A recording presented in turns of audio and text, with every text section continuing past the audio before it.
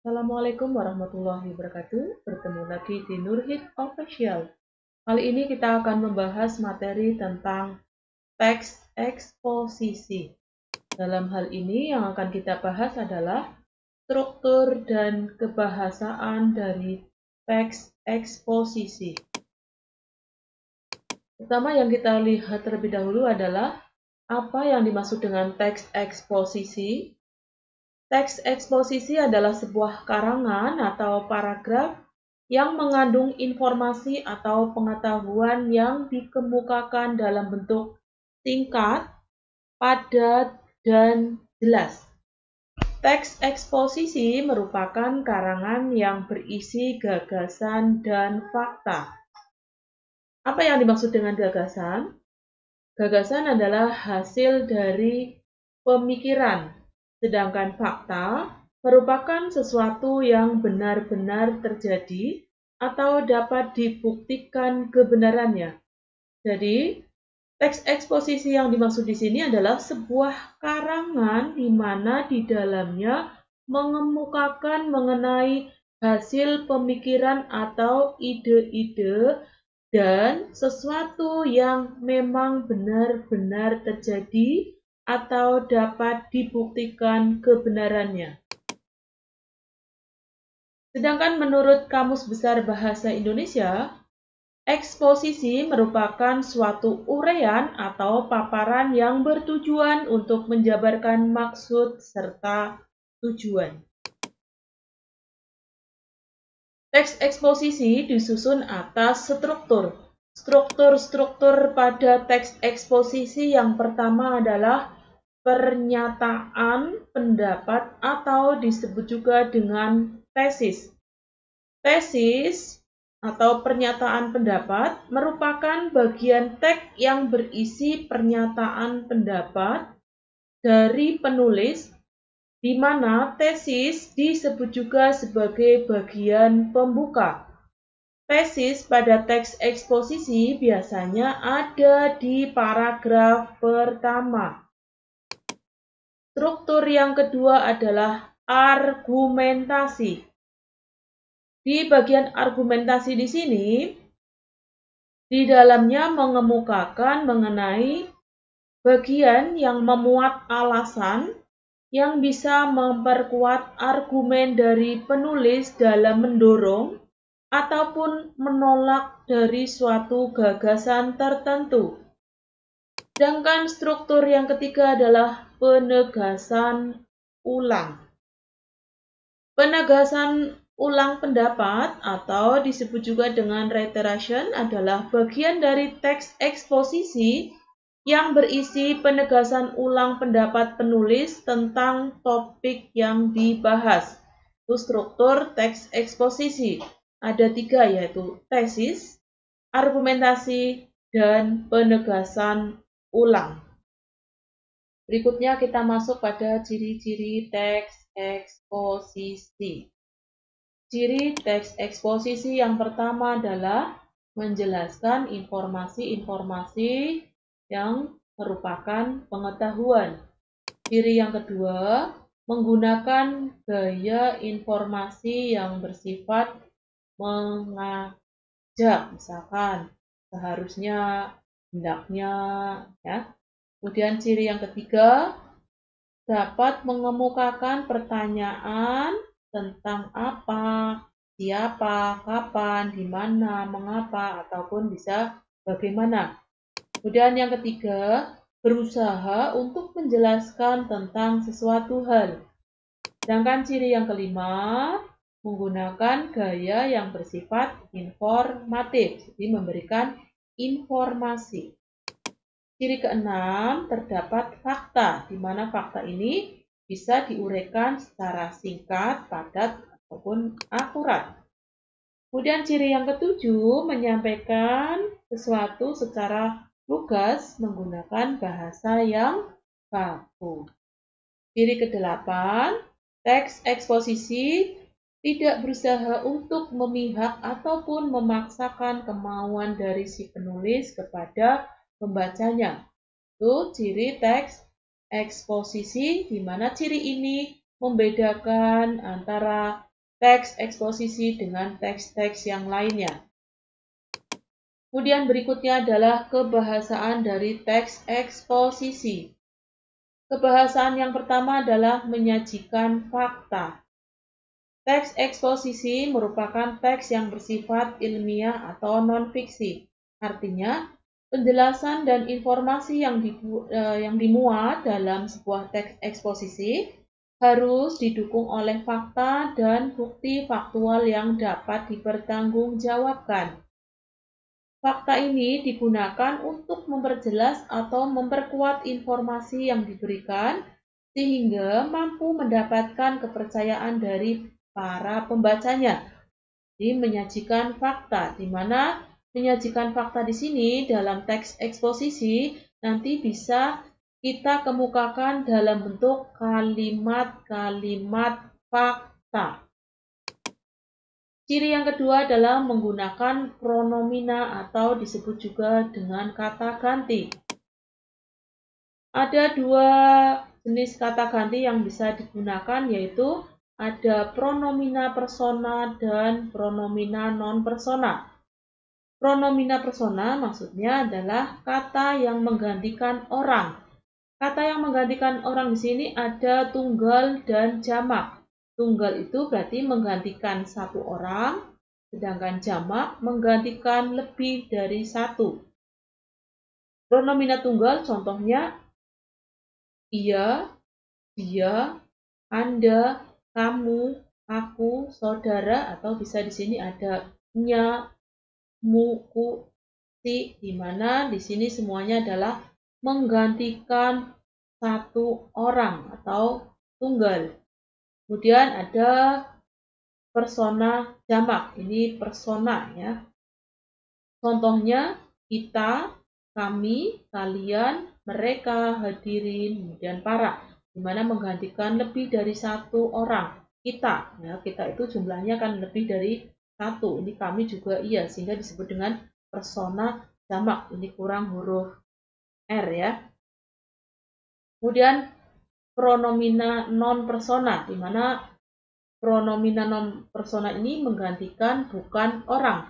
Menggantikan bukan orang ada pronomina penunjuk, ada pronomina penanya. Contohnya adalah ada ini, itu, sini, situ, sana, di mana pronomina penunjuk ini bisa menunjukkan benda atau bisa juga menunjukkan tempat atau bisa juga menunjukkan waktu ya.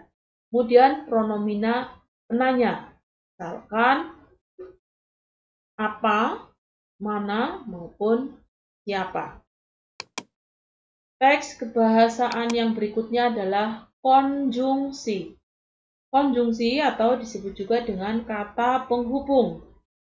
Konjungsi atau kata penghubung dalam teks eksposisi fungsinya adalah untuk memperkuat argumentasi. Ada banyak konjungsi, ya, tetapi dalam teks eksposisi, konjungsi yang sering digunakan diantaranya ada konjungsi kausalitas. Konjungsi kausalitas adalah konjungsi yang menyatakan hubungan sebab dan akibat.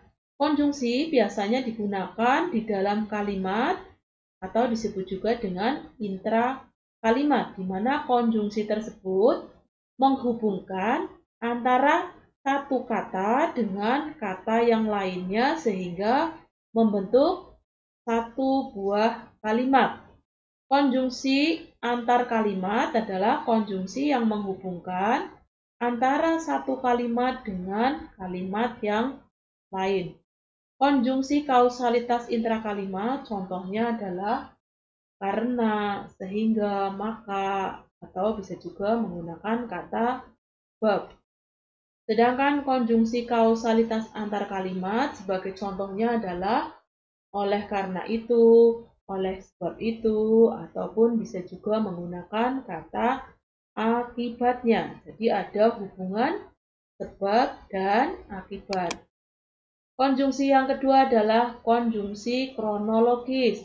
Konjungsi kronologis adalah konjungsi yang menyatakan urutan sebagai penanda waktu, atau seringkali konjungsi kronologis disebut juga sebagai konjungsi urutan waktu. Konjungsi kronologis intrakalimat sebagai contohnya adalah saat, ketika, setelah, atau bisa juga menggunakan sebelum. Sedangkan konjungsi kronologis antar kalimat sebagai contohnya adalah lalu, kemudian, setelah itu, dan selanjutnya. Konjungsi ketiga yang sering digunakan dalam teks eksposisi adalah konjungsi pertentangan. Konjungsi pertentangan merupakan konjungsi yang menandakan adanya pertentangan. Sebagai contohnya, konjungsi pertentangan intrakalimat, sedangkan, tetapi, melainkan. Adapun untuk konjungsi pertentangan antar kalimat, contohnya adalah namun, akan, tetapi. Ciri kebahasaan berikutnya adalah kata leksikal. Apa ya yang dimaksud dengan kata leksikal? Kata leksikal disebut juga dengan kata yang memiliki makna yang terdapat dalam kamus, makna lambang kebahasaan yang bersifat dasar, atau merujuk pada arti yang sebenarnya. Kata leksikal paling tidak ada 4. Yang pertama adalah nomina, verba, adjektiva, dan adverbia. Yang dimaksud dengan nomina adalah kata yang mengacu pada kata benda, baik berupa benda nyata maupun abstrak. Sebagai contohnya adalah meja, hewan, kursi. Nomina seringkali disebut sebagai kata benda. Kemudian yang kedua adalah verba. Verba merupakan kata yang mengandung makna sebagai dasar perbuatan, proses, atau keadaan yang bukan sifat. Sebagai contohnya adalah makan, lari, tidur, ya. Verba di sini seringkali disebut sebagai kata kerja. Di dalamnya ada kegiatan, ada aktivitas. Kemudian yang ketiga adalah adjektiva. Adjektiva adalah kata yang digunakan untuk menggambarkan sifat atau keadaan dari orang, benda, atau binatang. Contohnya adalah cantik, enak, ataupun buruk. Adjektiva disebut juga sebagai kata sifat. Kemudian berikutnya terakhir adalah adverbia. Adverbia adalah kata yang melengkapi atau memaparkan informasi berupa keterangan, bisa keterangan tempat, keterangan waktu, suasana, alat, ataupun cara. Contohnya adalah dari sekolah, dari rumah, ya. Kemudian ada kata ketika hujan turun, kemudian ada kata besok. Adverbia seringkali disebut sebagai kata keterangan. Kemudian penggunaan bahasa yang berikutnya adalah menggunakan kata-kata persuasif.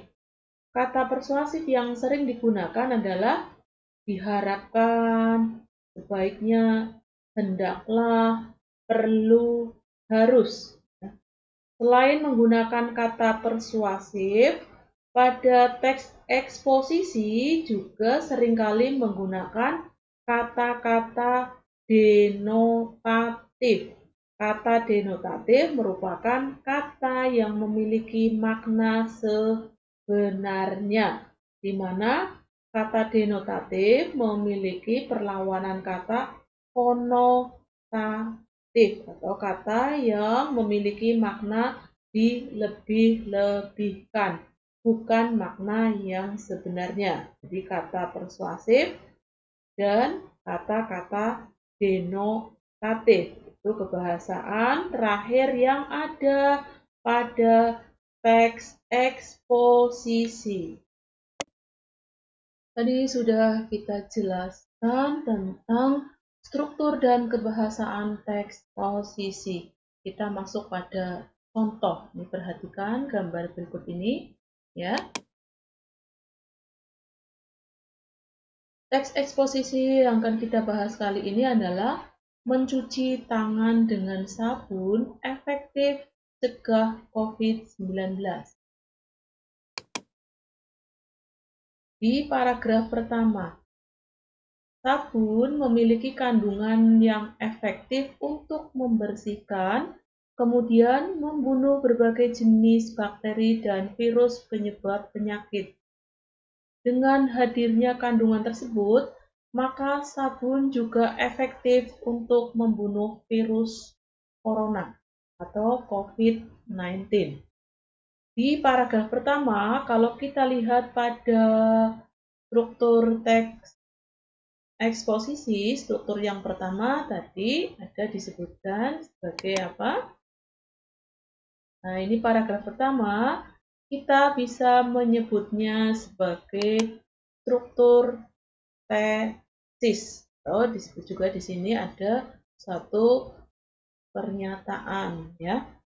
Pernyataan yang dikemukakan di sini adalah bahwa sabun efektif untuk membersihkan dan membunuh berbagai macam jenis penyakit.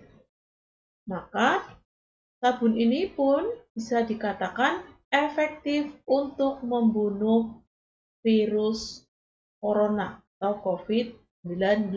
Ya, jadi ini masuk pada struktur tesis. Kemudian yang kedua, salah satu gejala virus COVID-19 yang dialami para korban terinfeksi adalah sesak nafas. Dengan mencuci tangan menggunakan sabun secara rutin, maka dapat meminimalisir masuknya virus ke dalam saluran pernafasan melalui tangan, sehingga bisa mencegah virus masuk ataupun merusak saluran pernafasan. Pada paragraf kedua di sini sudah ada hal yang berupa gagasan, di mana gagasan yang dimaksud di sini ya bahwa salah satu gejala virus 19 yang dialami korban terinfeksi adalah sesak nafas, di mana dengan mencuci tangan menggunakan sabun maka dapat meminimalisir masuknya virus ke dalam saluran pernafasan melalui tangan. Kemudian di sini ada kata sehingga bisa mencegah virus masuk dan merusak saluran pernafasan. Pada bagian yang kedua di sini kita menyebutnya sebagai struktur argumentasi karena di sini sudah mulai ada gagasan dari si penulisnya. Kemudian yang ketiga adalah bahkan seorang ahli, Dr. Dan Corbett dari Queen School of Chemistry dan Chemical Engineering, menjelaskan bahwa mencuci tangan dengan air dan sabun dapat membunuh virus COVID-19. Di sini ada unsur siapa. Siapanya adalah Dr. Dan Corbett dari Queen School of Chemistry dan Chemical Engineering, di mana beliau itu menjelaskan. Di sini ada kata menjelaskan. Berarti kata ini menunjukkan adanya suatu gagasan yang dikemukakan oleh Dr. Dan Corbett. Kemudian yang kedua, beliau menjelaskan. Nah, beliau di sini. Jadi beliau itu adalah Dan Corbett. Menjelaskan berarti ini ada gagasan yang dikemukakan oleh beliau. Menjelaskan bahwa struktur sabun terdiri dari susunan gabungan antar molekul yang bentuknya adalah pin. Terdapat kepala hidrolik yang mudah terikat dengan air pada masing-masing virus tersebut. Dan juga ekor hidrofobik yang bersifat lebih menghindari air dan lebih terhubung dengan lemak atau minyak. Susunan molekul-molekul ini akan mengapung secara bergantian sebagai unit soliter ketika mereka tersuspensi di dalam air. Nah, di sini ada kalimat yang mengemukakan gagasan. Selanjutnya, ya, mengemukakan kembali dari apa yang dikemukakan di paragraf atas. Di sini ada kata selanjutnya, ada konjungsi kronologis, ya. Ini konjungsinya adalah antar kalimat. Selanjutnya, kumpulan molekul itu akan berinteraksi dengan molekul lain sehingga membentuk gelembung-gelembung kecil atau disebut micelle. Gelembung-gelembung tersebut mempunyai kepala yang mengarah keluar dan ekor yang terselip di dalam.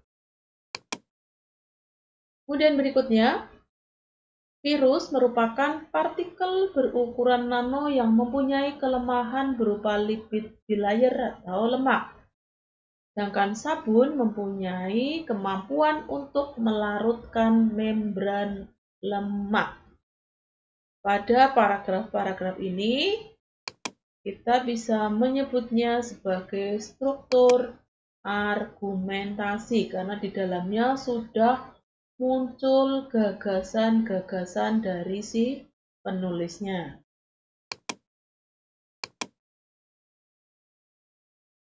Sehingga virus akan hancur dan mati, atau lebih tepatnya tidak aktif karena kandungan lemak dalam sabun tersebut. Hal tersebut juga berlaku untuk virus COVID-19. Maka, bisa disimpulkan bahwa cara kerja sabun ampuh untuk menonaktifkan virus COVID-19.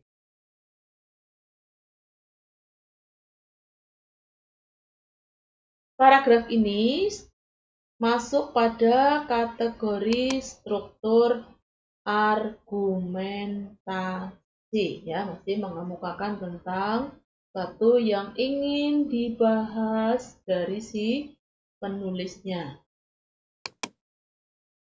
Kemudian berikutnya, dari penjelasan di atas kita tahu bahwa sabun berkemampuan mematikan atau menonaktifkan virus COVID-19 atau corona. Cukup cuci tangan menggunakan air mengalir dan gunakan sabun ke seluruh bagian tangan. Dan pastikan minimal cuci tangan selama 20 detik. Cara tersebut sudah ampuh untuk menonaktifkan virus dan bakteri yang ada di tangan sehingga dapat mencegah masuknya virus COVID-19 ke dalam tubuh. Paragraf ini masuk sebagai struktur penegasan ulang. Kenapa disebut dengan penegasan ulang? Karena di dalamnya ada menegaskan kembali apa yang sudah ditulis di paragraf atasnya. Kita bisa melihat di sini, ya, dari penjelasan di atas, seperti di sini menyatakan suatu simpulan yang sudah dijelaskan di atasnya, bahwa dengan mencuci tangan menggunakan sabun, maka kita dapat menghindari adanya virus COVID-19, di mana sabun mampu mematikan atau menonaktifkan virus COVID-19. Ini penegasan ulang, ya. Jadi struktur dari teks yang membahas tentang 19. Ini penegasan ulang, ya. Jadi struktur dari teks yang membahas tentang 19. Ini penegasan ulang, ya. Terima kasih sudah menonton. Jangan lupa like, comment, share, and subscribe.